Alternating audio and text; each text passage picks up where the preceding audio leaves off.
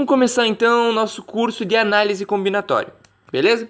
Começar bem do zero, bem do basicão, é um conteúdo que ele é relativamente fácil na prova do ITA, então é interessante que vocês saibam. No IME já esse conteúdo é bem aloprado, tá certo?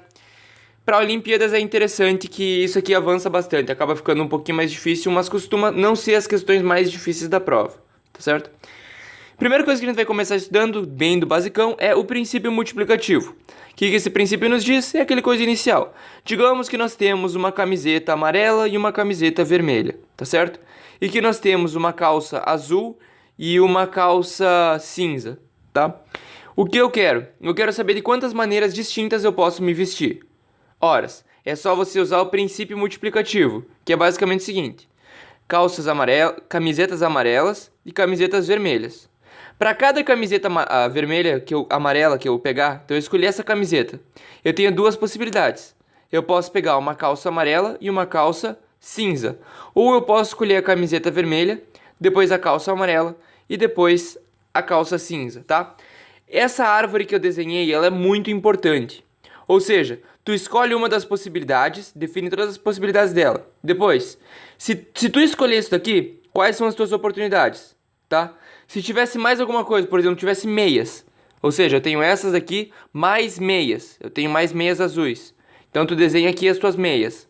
Eu tenho, se eu escolher a camiseta vermelha se eu escolher a camiseta amarela e a calça azul e a meia de alguma determinada cor, tá certo? Esse diagrama ele é muito útil em questões difíceis, beleza?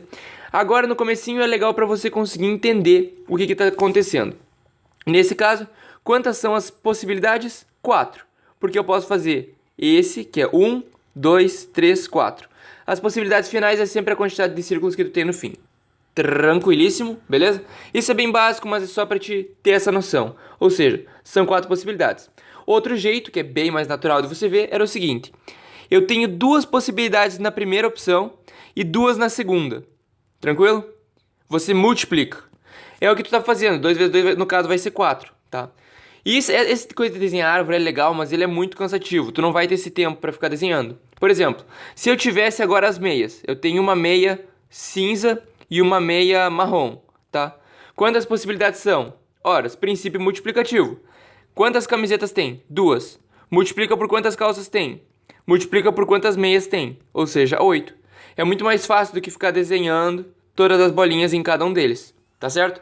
Isso aqui tem que ser um pouco natural, então faz algumas questões, brinca um pouquinho com isso, para isso ficar bem intuitivo para você.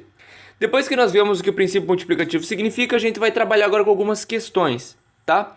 Porque isso pode se complicar bastante. Por exemplo, uma questão que cai muito é a questão com número, tá certo? Então, quantos números naturais de 4 algarismos necessariamente, que sejam menores do que 5.000, o número tem que ser menor do que 5, acho que é o contrário, x menor do que 5.000, e que seja divisível por 5. Para quem não sabe, esse símbolo aqui é o símbolo de divide, tá? Quem não conhece o símbolo é 5 divide x, tranquilo? Ou seja, eu quero que o número seja divisível por 5, que eles podem ser formados usando os algarismos 2, 3, 4 e 5. Eu quero um número de 4 algarismos menor que 5.000, que seja divisível por 5, que é escrito com 2, 3, 4 e 5. Tenta fazer, que eu vou mostrar a resposta, tá? Seguinte, você tem que sempre, quando for trabalhar com análise combinatória, dividir as suas restrições e trabalhar com cada uma delas separadamente, tá? Então, uma das restrições que a gente tem, e tem que sempre tentar escolher a mais fácil, essa é a grande sacada. Às vezes, uma das restrições vai ser o caminho muito mais fácil. E se tu pegar os outros, tu vai estar fazendo a coisa errada, tranquilo? Muitas vezes tem um caminho que é certo, tá? Nesse caso, pegar essa opção aqui era bem interessante. Por quê? Porque a gente sabe que 5 divide x, tá? Ou seja, x é divisível por 5. Mas se ele é divisível por 5, o último dígito termina com 5 ou com 0. Mas se ele terminar com 0, eu não tenho essa opção. Eu só tenho os números 2, 3, 4 e 5 para escrever meu número. Então termina com 5, beleza? É 0 ou 5, eu não posso escrever 0 nesse número. Então o último dígito só tem uma oportunidade, tá? Então eu escrevo quantas oportunidades tem embaixo do meu dígito. O primeiro número, quantas oportunidades eu tenho? Ora, eu posso ter o 2, posso ter o 3, posso ter o 4 e não posso ter o 5. Por quê? Porque é até 5.000. Se eu colocar o 5 aqui, qualquer número que eu coloco aqui vai ser maior do que 5.000. Então, o primeiro dígito tem apenas 3 opções, que é 2, 3 ou 4, tá certo? Então, aqui tem o 2, o 3 ou o 4, ou seja, 3 opções, tá? No segundo dígito, quantas opções eu tenho? Aí sim, são todas, então eu tenho 4 opções, e nesse dígito eu tenho 4 opções, tá? Como é que tu vai fazer? Olha, aqui tem o 2, o 3, o 4 e o 5. Aqui tem o 2, o 3, o 4 e o 5, tá? Se tu fosse pensar naquele negócio de árvores, tu ia ter que desenhar tudo. Então, eu posso escolher o 2, o 4 e o 5. Ou, posso escolher o 2, o 3, o 2 e o 5. Se tu for vendo, tu vai ver que para cada um desses que tu escolhe, tu vai ter muitas oportunidades, tá? Para fazer isso de uma forma fácil, tu faz o seguinte. Ora, eu tenho 3 escolhas possíveis. Então eu tenho 3. Só que para cada uma dessas escolhas, eu tenho 4 escolhas. Então 3 vezes 4. Para cada escolha eu tenho 4 escolhas. Para essa escolha eu tenho 4, para essa escolha eu tenho 4, para essa escolha eu tenho 4. Tem 4 mais 4 mais 4 é 12, tá certo? Por isso que a gente faz essa multiplicação. Agora, para cada um desses que eu escolhi, eu tenho 1, 2, 3, 4.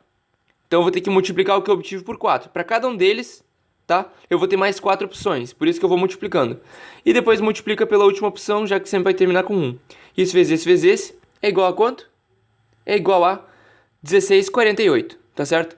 Essa é a quantidade de números que você vai poder escrever, tá certo? Ora, obtendo esses 48, a gente pode fazer mais algumas questões, mas vocês analisaram aqui que sempre vai ter questão desse gênero, tá? Tem muita questão com número. Mas vamos fazer algumas questões só para vocês ficarem, assim, tranquilos com relação ao que nós estamos fazendo, beleza? Por exemplo, de quantos modos podemos arrumar 8 torres iguais em um tabuleiro de xadrez, de modo que não haja 2 torres na mesma linha nem na mesma coluna, certo? Ou seja, eu tenho meu tabuleiro de xadrez, tranquilíssimo. Quantas linhas e colunas tem? 8, né? 1, 2, 3, 4, 5, 6. Era para ter feito 8. 8. E aqui também, 1, 2. Desenha aí, certo? Aí eu quero saber quantas... Vamos ver quantas já foi. 1, 2, 3, 4, 5, 6, 7, 8. Eu quero saber quantas torres eu consigo colocar nesse meu tabuleiro de xadrez, tal que não tenha isso daqui. Por exemplo, pode ter isso aqui. Só que não pode ter essa torre aqui, porque ela está na mesma linha. Tá certo? Só pode ter torres. Essa seria uma possibilidade, por exemplo. Tranquilo, ó. Aqui eu já consigo colocar, aqui e aqui. Não tem nenhuma que está na mesma linha e nenhuma que está na mesma coluna. Certo? Essa é uma opção. Quantas opções distintas eu tenho? Pensa um pouquinho. Análise combinatória, no começo tem muitos macetes que vocês vão ter que aprender. Mas depois é muita criatividade, tá certo? O que teria que pensar nessa questão? Seguinte, eu vou colocar, digamos, a primeira torre, tá certo? Quantas opções eu tenho para a primeira torre, para o primeiro lugar que eu vou colocar? 8, tá? Por quê? Porque eu vou colocar ela no lado esquerdo. Mas por que eu vou colocar a torre no lado esquerdo? Por um simples motivo. Tem que ter uma torre aqui, tá certo? São 8 torres que eu vou tentar colocar aqui. Tranquilíssimo? Eu quero... Não é quantas torres eu quero colocar, desculpa, eu falei antes. É de quantos modos eu posso colocar essas torres, tá? Porque claramente eu posso colocar 8 torres. Por que é tão claro? Porque só pode ter uma torre nessa linha. Só pode ter uma torre, só pode ter uma torre em cada linha, tá certo? E para cada torre que eu coloquei nessa linha, ou seja, são 8, ela vai estar que tá numa coluna distinta aqui. Vai ter que estar numa coluna distinta e numa linha distinta das outras. Então, no máximo, eu só posso colocar 8 torres. Trabalha um pouquinho que tu vai ver que isso daqui é verdade, tá? Mas se eu só posso colocar 8 torres, vai ter que ter uma torre aqui no canto esquerdo. Então, digamos que é a primeira torre que eu estou colocando, tá certo? Sempre cuida com isso quando for trabalhar com análise combinatória. Pega o teu primeiro caso e o último caso, ao invés de pegar casos gerais, certo? Um dos casos vai ter que estar aqui, então eu vou colocar ele em qualquer lugar, certo? Quantas opções eu tenho? Eu tenho 8 opções de colocar essa torre, tá? Mas para cada opção que eu escolher, ou seja, eu vou multiplicar, quantas opções eu tenho para colocar minha segunda torre? Olha, eu posso colocar aqui, eu posso colocar em 7 lugares. O único lugar que eu não posso é esse, então vai ser 7 lugares. Mas e para o outro lugar? Olha, eu posso colocar em todos os lugares, menos aqui, menos aqui. Eu estou colocando as torres em ordem, para ficar bem mais fácil resolver o problema. Tá certo? Então agora eu tenho 6 lugares.